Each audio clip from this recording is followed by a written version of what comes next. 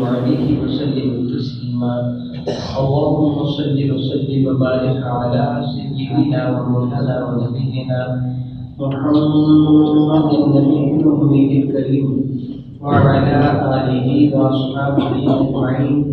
الصلاة والسلام عليك يا سيدي يا رسول الله وعلى آلك وأصحابك يا سيدي يا حبيب الله. الصلاة والسلام عليك سيدي يا رحمة للعالمين وعلى آلك وأصحابك يا سيدي يا سيدي يا سيدي يا شفيع المسلمين. نہایت محترم احباب کرام قدر، الحمدللہ تعالیٰ والحمدللہ تعالیٰ، آپ کا علم ہے کہ ان دنوں حقوق العباد کے موضوع میں گفتگو ہو رہی تھی. گزشتہ سے پیوستہ جمعۃ المبارک کو آپ نے والدین کے حقوق کے بارے میں سنا تھا، اور پچھلے جمعۃ المبارک کو آپ نے اولاد کے حقوق کے بارے میں کچھ سماعت فرمایا. یاد رکھیے، ایک کا حق ہوتا ہے وہ دوسرے کا فرض ہوتا ہے، جو دوسرے کا حق ہوتا ہے وہ پہلے کا فرض ہوتا ہے. جو ماں باپ کے حقوق ہیں وہ اولاد کے فرائض ہیں، جو اولاد کے حقوق ہیں وہ والدین کے فرائض ہیں. یعنی آپ نے والدین کی ذمہ داریاں کیا ہیں اور اولاد کی ذمہ داریاں کیا ہیں، پچھلے اور پچھلے سے پچھلے یعنی گزشتہ سے پیوستہ جمعہ مبارک کو اس موضوع پر سماعت فرمایا. اور آج انشاءاللہ تعالی میں میاں بیوی کے باہمی حقوق کے بارے میں کچھ عرض کروں گا. حقیقت یہی ہے، آپ جانتے ہیں کہ میاں بیوی ہی والدین ہوتے ہیں، انہی سے اولاد ہوتی ہیں. گویا والدین اور اولاد کے بعد جن کا تذکرہ ہونا چاہیے وہ میاں بیوی ہیں. رب کائنات جل وعلا نے یہ بڑا ہی خوبصورت رشتہ بنایا ہے، میاں بیوی کا رشتہ. دراصل ہمارے گھر ایک چھوٹی سی سلطنت ہے، ایک بادشاہ ایک حکومت ہے. جس طرح بڑی سلطنت کا بادشاہ ہوتا ہے، حاکم ہوتا ہے، صدر ہوتا ہے، وزیر اعظم ہوتا ہے، اسی طرح ایک چھوٹی سی سلطنت کا بھی ایک بادشاہ ہوتا ہے، ایک امیر ہوتا ہے. یہ چھوٹی چھوٹی سلطنتیں، الگ الگ گھر، یہ مل کر ایک محلہ بنتا ہے. کئی محلے مل کر ایک بستی بنتی ہے، پھر بستی کا سربراہ بن جاتا ہے. پھر کئی بستیاں مل کر ایک تھانہ بنتا ہے، پھر اس کا سربراہ ہو جاتا ہے. پھر کئی تھانے مل کر ایک تحصیل بنتی ہے، اس کا سربراہ ہوتا ہے. پھر کئی تحصیلیں بن کر مل کر ایک ضلع بنتا ہے، پھر اس کا سربراہ ہوتا ہے. پھر کئی ضلع بن کر ایک کمشنری بنتی ہے، پھر اس کا سربراہ ہوتا ہے. پھر کئی کمشنریوں کا ایک صوبہ بنتا ہے، پھر اس کا سربراہ ہوتا ہے. پھر کئی صوبے مل کر ایک ملک بنتا ہے، پھر اس کا سربراہ ہوتا ہے. اللہ کر کے اس طرح گھر بھی ایک چھوٹی سی سلطنت ہے. اور اس سلطنت کا بادشاہ کون ہوگا، اس سلطنت کا امیر کون ہوگا؟ یہ جو باپ والی سلطنت جن کا میں نے ذکر کیا ہے، خواہ وہ تھانہ ہے، خواہ وہ تحصیل ہے، خواہ وہ صوبہ ہے وغیرہ، ان کی سلطنتوں کا جو ان کے سربراہ ان کا چناؤ ہم کرتے ہیں، ان کے لیے ہم نے کچھ معیار رکھا ہوتا ہے. گھر کی اس سلطنت کا جو انتخاب کیا ہے سربراہ کو میرے اللہ نے کیا ہے، اس سے بتاتی ہے. دراصل اسلام کی اجتماعیت کا مذہب ہے، اس لیے اپنے ماننے والوں کو اجتماعیت کا حکم دیا. اور میرے اور آپ کے کریم آقا رسول نبی شفیع معظم رحمت عالم صلی اللہ علیہ وسلم قدر ہے. اجتماعیت جماعت پر اللہ تعالیٰ کا ہاتھ ہوتا ہے. میرے اور آپ کے نبی صلی اللہ علیہ وسلم ارشاد فرمایا کرتے ہیں، جب تم سفر پر روانہ ہو، تم 2-3 آدمی بھی ہو تو اپنے میں سے ایک کو اپنا امیر بنا دینا، تو پر اللہ کی رحمت نازل ہونے شروع. میں اس کی سادہ سی مثال دیتا ہوں، سمجھنا بہت آسان ہے. میرے نبی نے ارشاد فرمایا تھا، لا جماعہ الا بامیر، لا امیر الا بطاعہ. کوئی بھی جماعت اس وقت تک جماعت نہیں ہوتی جب تک کسی امیر کا انتخاب نہیں کر لیتے، اور اس وقت تک کوئی بھی امیر نہیں ہوتا جب تک اس کی اطاعت نہ کی جائے. مثال سے سمجھیے، 1000 آدمی ایک میدان میں بڑی مسجد میں جمع ہوئے اور سب نے تنہا نماز ادا کر لی. نماز فجر ہے یا ظہر ہے، سب نے اپنی اپنی نمازیں ادا کر لی. کیا یہ جماعت کہلوائے گی؟ سارے بتا دو تعداد کتنی ہے؟ تقریباً 1000. مگر اس سے جتنا چاہیں پڑھا لیں. میں نے ایک مثال دی ہے نا، داخل میں کہہ دیں وہ الگ الگ نماز پڑھی تو جماعت ہے. 3 افراد آئے، انہوں نے اپنے میں سے ایک کو امام بنا لیا، 2 پیچھے کھڑے ہو گئے، یہ وہ 1000 کی جماعت کی بن گئی، 3 آدمیوں کی جماعت کی بن گئی. سبب یہ ہے نا، انہوں نے کوئی اپنا امیر نہیں بنایا تھا، انہوں نے اپنا امیر بنا لیا. تو آپ کے اعتبار سے کیا ہوا؟ جنہوں نے تنہا نماز پڑھی تھی ان کو ایک نماز کا ثواب ایک کے برابر ملا. جن میں بعض جماعت پڑھ لی ہے، ایک کا ثواب 25 سے لے کے 500 نمازوں کے برابر. یعنی جماعت اللہ تعالیٰ کا اللہ تعالیٰ کی رحمت کا حاصل ہے. اللہ تعالیٰ نے گھر میں بھی جماعت کا حکم دیا، اجتماعیت کا. پرائمری سطح پر ہم 5 مرتبہ اکٹھے ہوتے ہیں، مڈل سطح پہ جمعے کے دن اکٹھے ہوتے ہیں، ہائی سطح پر عید کے دن اکٹھے ہوتے ہیں، انٹرنیشنل سطح پہ ہر میشی فیل میں حاضر اجتماعیت کا حکم ہے کہ اکٹھے ہو. وَاعْتَصِمُوا بِحَبْلِ اللَّهِ جَمِيعًا، سارے اکٹھے ہو کر اللہ کے دین کو تھام لو. وَلَا تَفَرَّقُوا، الگ الگ نہ ہو کے بیٹھا لو. رب کائنات نے اس اصول کے تحت گھر کو بھی ایک سلطنت قرار دیا اور سلطنت کے بادشاہ کا انتخاب کیا.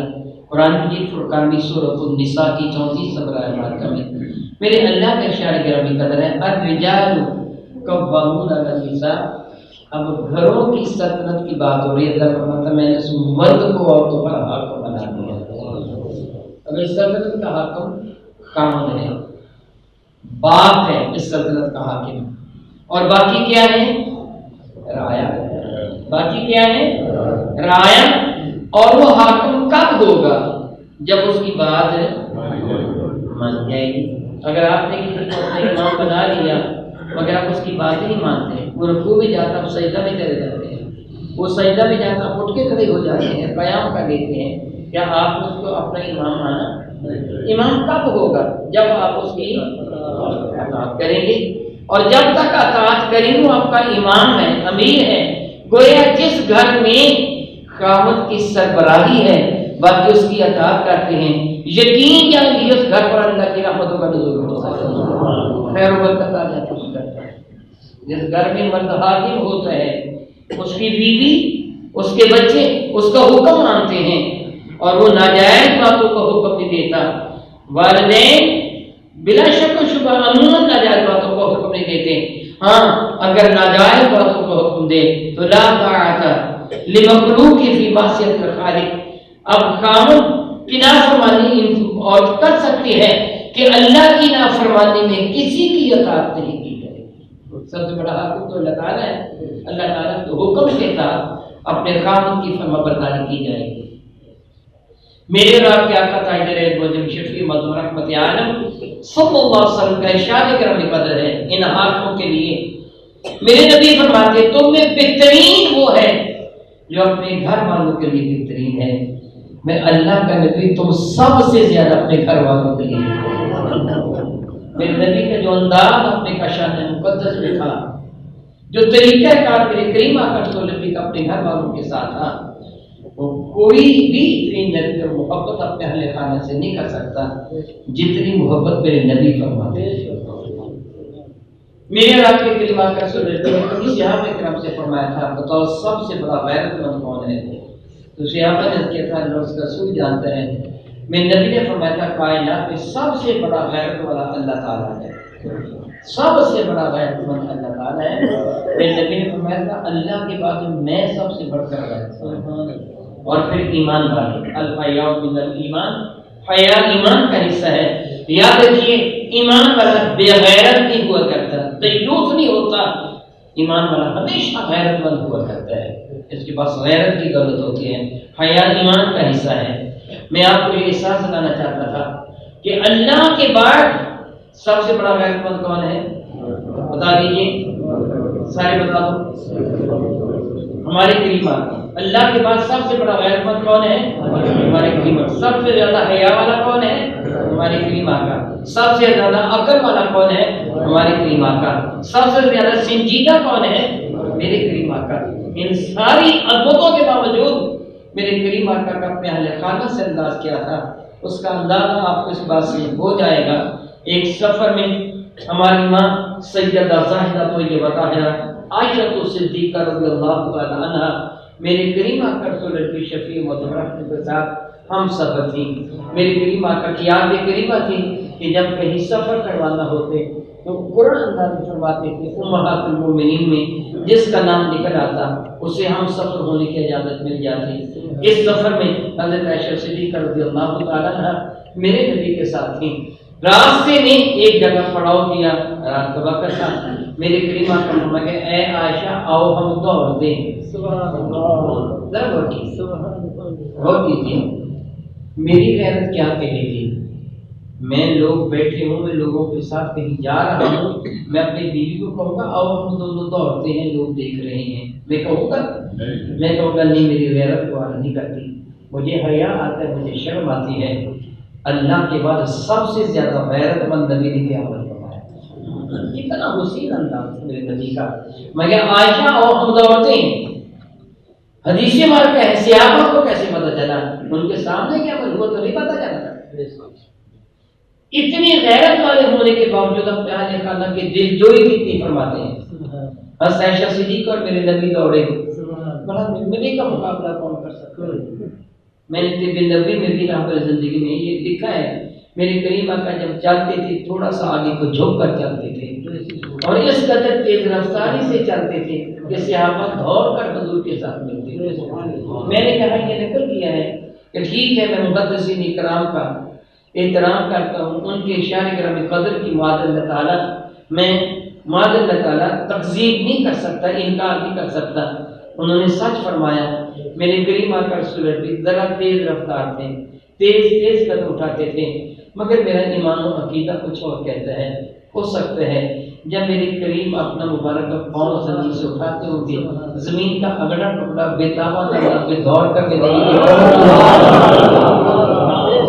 میرے کریم آقا وہاں اپنا مبارک قدم رکھ دیتے ہوں گے، جب دوسرا قدم اٹھاتے ہوں گے زمین کا دوسرا ٹکڑا دوڑ کر آگے آتا ہوگا۔ میرے کریم آقا کے سامنے زمین سمٹتی جاتی تھی، لوگ سمجھتے تھے تیز چل رہے ہیں۔ جن کی عام رفتار کا کوئی مقابلہ نہیں کر پاتا تھا، اگر وہ تیز چلیں گے دوڑیں گے تو کون مقابلہ کر سکتا ہے؟ میرے نبی آگے نکل گئے، عائشہ صدیقہ پیچھے رہ گئی رضی اللہ تعالیٰ عنہ۔ ذہنی طور پر نفسیاتی طور پر شکست کا ایک غم سا ہوتا ہے۔ عائشہ صدیقہ قدرے پریشان ہو گئی، میرے نبی نے محسوس فرمایا۔ پھر ایک اور موقع پر ارشاد میں عائشہ آؤ آج پھر دوڑتے ہیں، پھر دوڑے تو جان بوجھ کے پیچھے رہ گئے، جان بوجھ کے پیچھے رہ گئے، ان کو آگے جانے دیا۔ پھر مسکرا کے فرمایا عائشہ اس دن ہم جیت گئے تھے، آج تم جیت گئی۔ کتنا حسین انداز سے میرے نبی کا اپنے اہل خانہ کے ساتھ، اپنے گھر والوں کے ساتھ، اور ان کے قصور کو کتنا معاف فرماتے تھے، کتنا معاف فرماتے تھے، کتنا معاف فرماتے تھے۔ اس کا اندازہ آپ کو اس بات سے بھی ہو جائے گا۔ ایک دن کا ذکر ہے، میرے نبی انہی کے ساتھ گفتگو فرما رہے تھے صلی اللہ تعالیٰ علیہ حبیب ہی دائما ابدا۔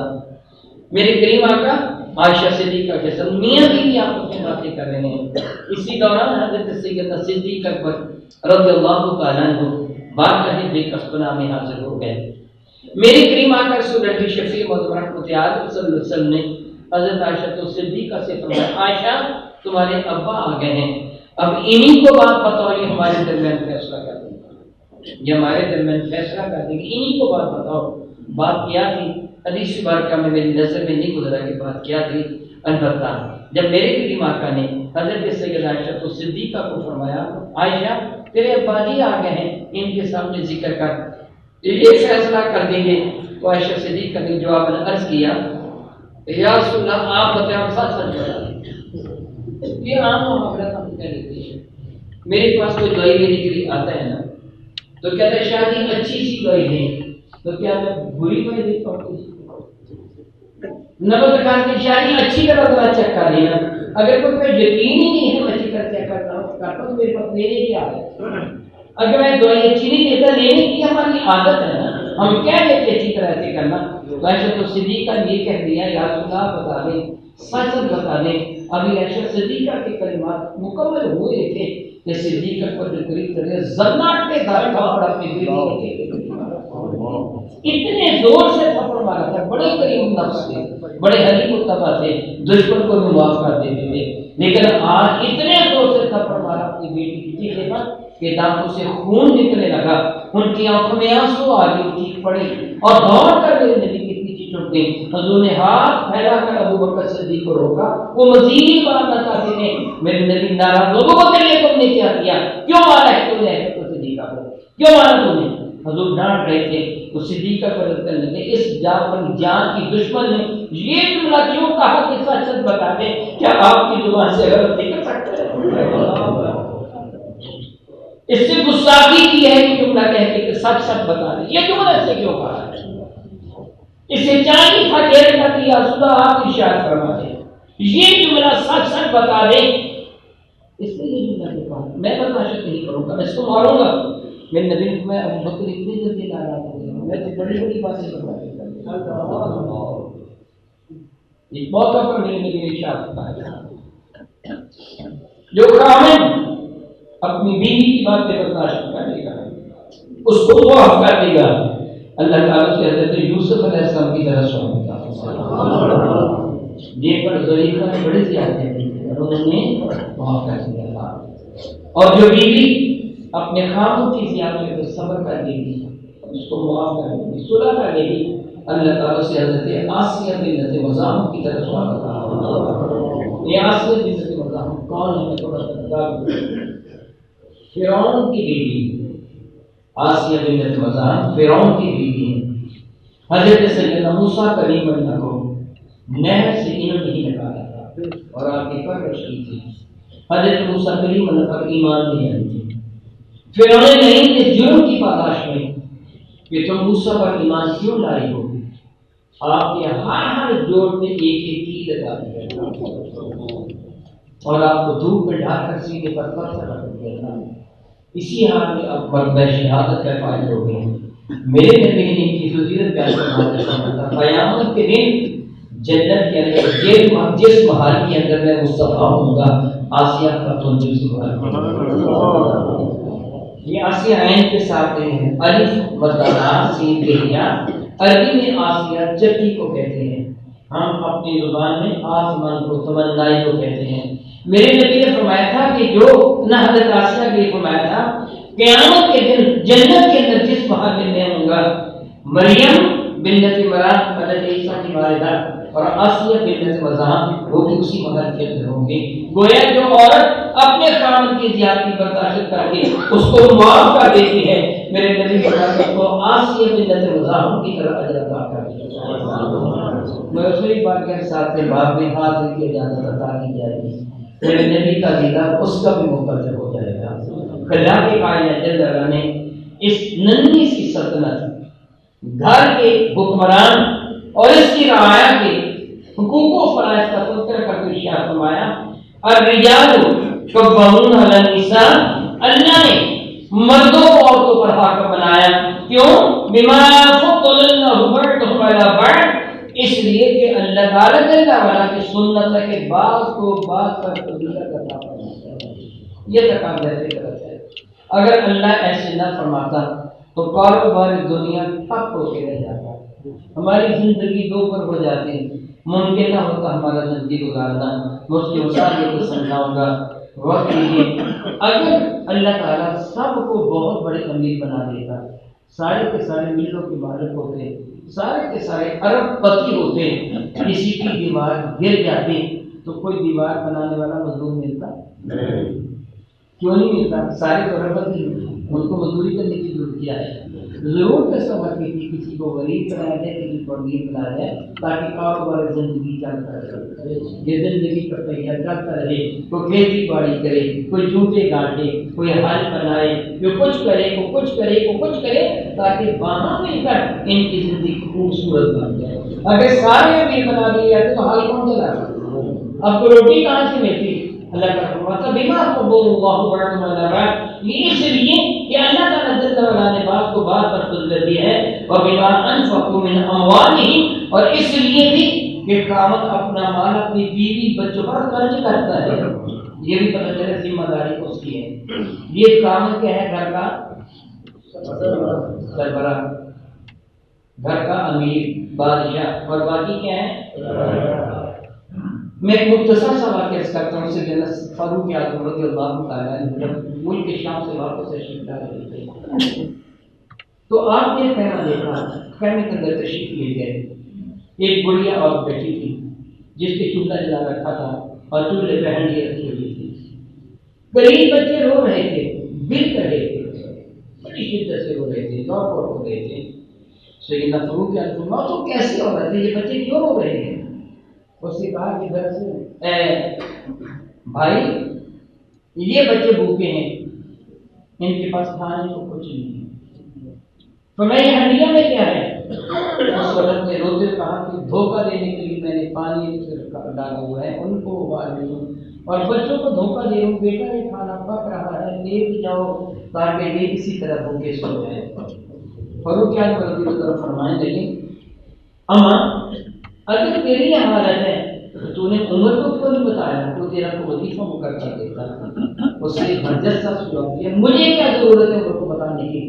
عمر کو خود میرا پتہ نہیں ہے، مجھے کیا ضرورت ہے؟ فاروق اعظم فرمانے لگے اما عمر کو کیسے پتہ ہے کہ کسی خیمہ میں کوئی ریف عمر عورت ہے جو بھوکی ہو، اس کے بچے بھوکے ہیں، وہ بیوہ ہے؟ برجس سا کہنے لگا اگر عمر نہیں جان سکتا خلافت چھوڑ دے، اس وقت کو میں کیوں بتاؤں، اس کی ذمہ داری ہے. جبھی سے جناب فرماتے تھے اگر دریا دجلہ کے کنارے کو کتا بھوکا مر گیا قیامت کے عمر سے پوچھا جائے گا. سربراہ مملکت کے دونوں ہاتھ پر سے کچھ زبان کر اللہ کے دربار میں پیش کیا جائے گا. اور بتا تیرے ملک میں کسی پر ظلم ہوا تھا تو اس کے ایکشن کیا لیا تھا؟ اگر اس نے انصاف نہ کیا ہوگا میرے نبی فرماتے کو اٹھا کر ایسے جہنم میں ڈال دیا جائے گا. وہ 40 سال تک لڑکتا رہے گا، پھر جا کے جہنم کی جائے گا. کہ ساری نمازیں روزے ہر زکات برباد ہو گئے جس سے حقوق العباد کا لحاظ رہا.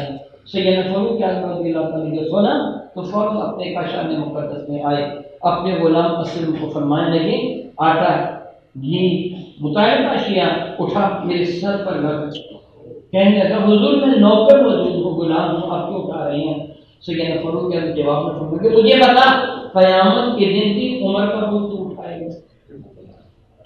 کہ جی نہیں، قیامت کے تو ہر کوئی اپنا بوجھ اٹھائے گا. والا تاذر وازرۃ وزر اخرى، ایک کا بوجھ دوسرے پر ڈالا جائے گا. قیامت کے تو اپنا بوجھ اٹھانا ہوگا. فرمایا کہ آپ مجھے ہی اٹھانے دیں.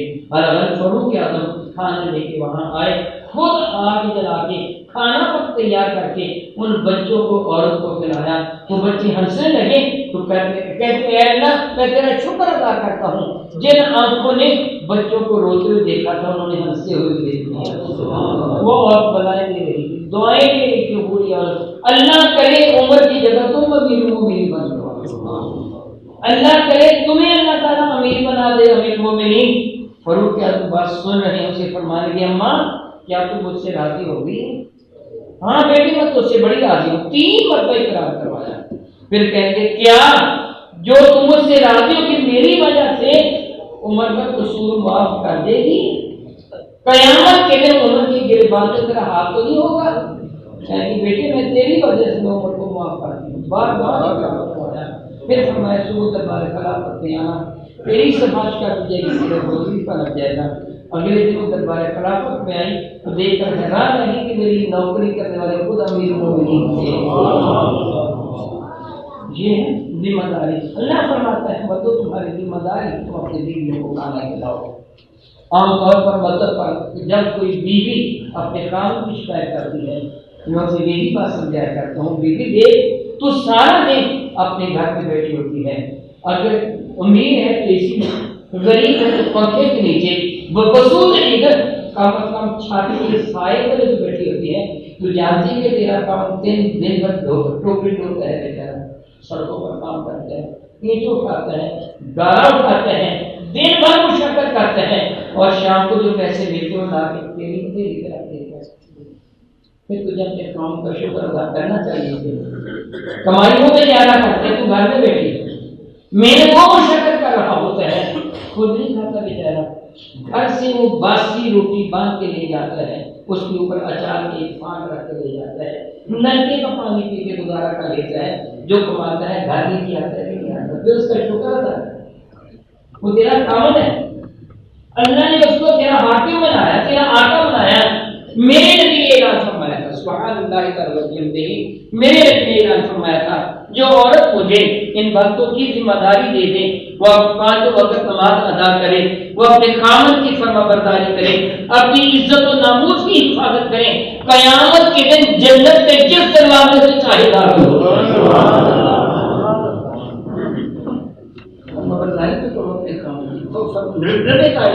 فرماتے ہیں کہ وہ اپنے مال پر خرچ کرتی ہیں، جب خرچ کرتے ہیں مرد، پھر شرمت فالصالحات قانتات، پھر وہ عورتیں جو نیکوکار ہیں اپنے خاوند بھی جا کر بتا دیں۔ میرے نبی کے ارشاد گرامی کرتے ہیں جو عورت اپنے خاوند سے پوچھے بغیر اپنے گھر سے باہر قدم رکھتی ہے، اسی وقت اس پہ اللہ کے فرشتوں کی لعنت شروع ہو جاتی ہے، جب تک وہ گھر واپس نہیں آتی مسلسل لعنت میں رہتی ہے۔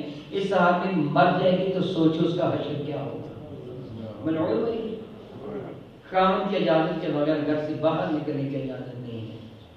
ہماری خواتین خاوند کو پسے پٹ ڈال دیتی ہیں، جب جی چاہتا ہے باہر چلے گی، جب جی چاہتا ہے آگے۔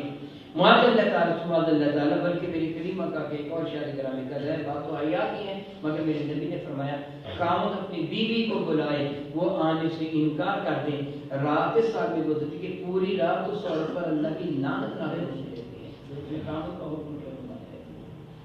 اطاعت جو نہیں ہے تو میرا اللہ فرماتے ہیں حافظات للغیب بما حفظ اللہ، وہ حفاظت اس طرح کرتی ہیں جس طرح حفاظت کا اللہ نے حکم دیا، اپنے کام کی فرمانبرداری کرتی ہیں، اس کے لاپرواہی نہیں، وقت زیادہ ہونے کا خطرہ ہے۔ میں اختصار کے ساتھ وہ حقائق سناتا ہوں جو آپ نے عموماً سنی کہ کوئی صحابی سفر پر جا رہے تھے، اپنی بیوی کو یہ کہہ کے چلے گئے کہ ایسے ہی باہر نہ جانا، جو ان کے جانے کے بعد مرحوم ہے کہ ان کا اس بیوی کا باپ بیمار ہو گیا، اس خاتون نے بارگاہ بےکس پناہ میں پیغام بھیجا، یا رسول اللہ میرے والد بیمار ہیں، کیا میں تیمارداری کر سکتی ہوں؟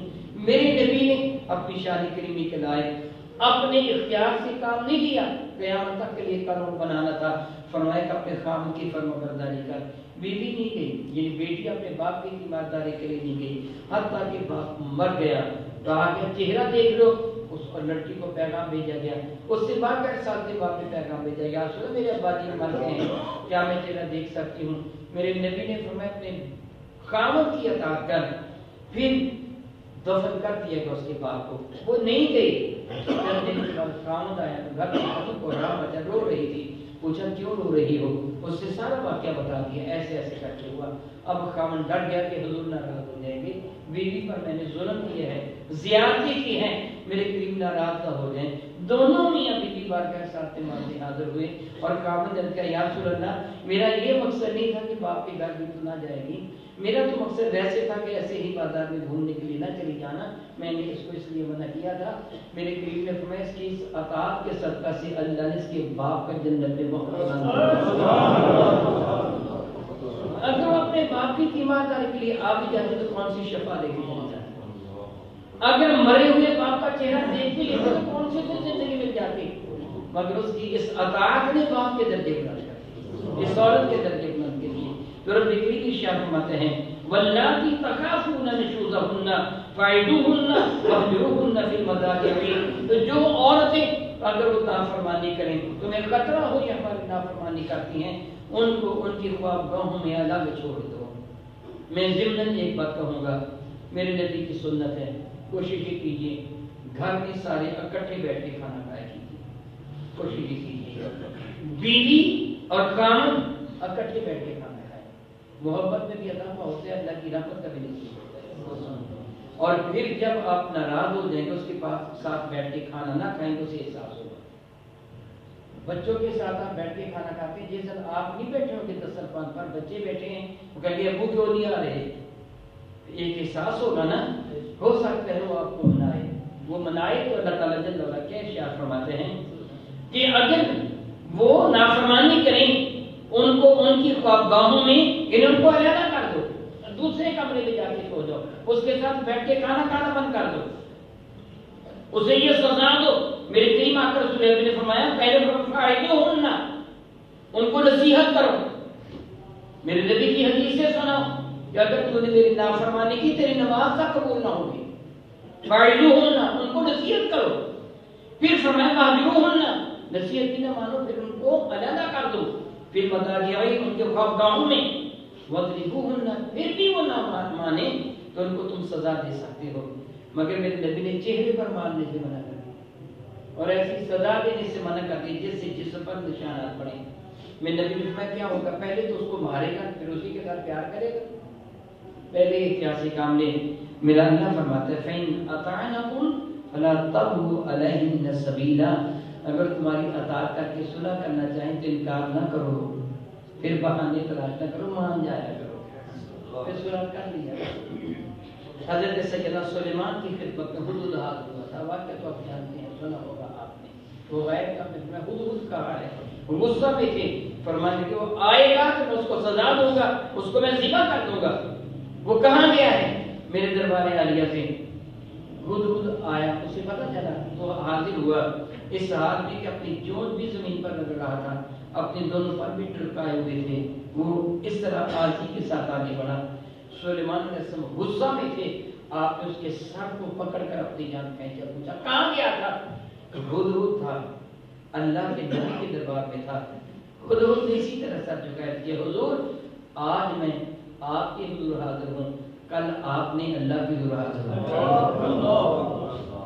آج میں حاضر ہوں، آپ جو چاہیں میرے ساتھ سلوک فرمائیں، کل آپ نے اللہ کے حضور حاضر ہونا ہے. ہدہد کی بات سن کر آپ نے اس کو چھوڑ دیا، رونے لگے، فرمان کے جا اللہ کی رضا کے لیے میں نے تجھ کو معاف فرما دیا. اللہ